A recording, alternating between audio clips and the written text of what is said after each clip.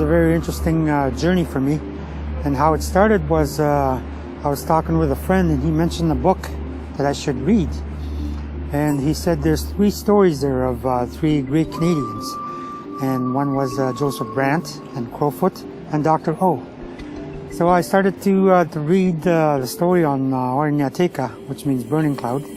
And the more I kind of delved into his story, the more interested I became. I continued on with this journey and visited the Royal Ontario Museum, Forster's, and I went to Toronto to visit his burial site.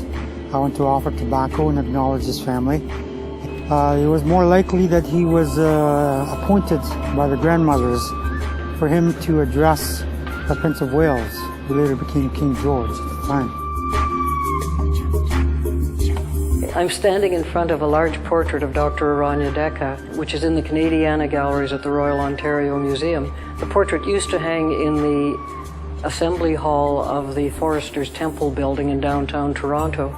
In 1911, after Dr. Oronhyatehka's death, the Foresters donated the portrait and a large, very eclectic collection that used to be shown in the Oronhyatehka historical rooms at the Temple building. Dr. Oronhyatehka is a very important person in Canadian history and in First Nations history specifically. It's an amazing collection, and when the ROM opened in March 19th, 1914, Oronhyatehka was specifically mentioned as we are very grateful to Oronhyatehka. In fact, I think they said we will be forever grateful to Oronhyatehka for this magnificent collection.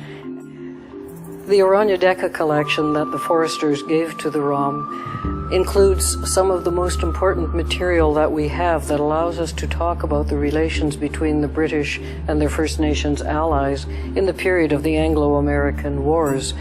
So the items that we see here are silver gorgets and silver armbands engraved with the royal arms and a skirt made of cloth. And these are some of the most important kinds of presents that the British gave to their allies.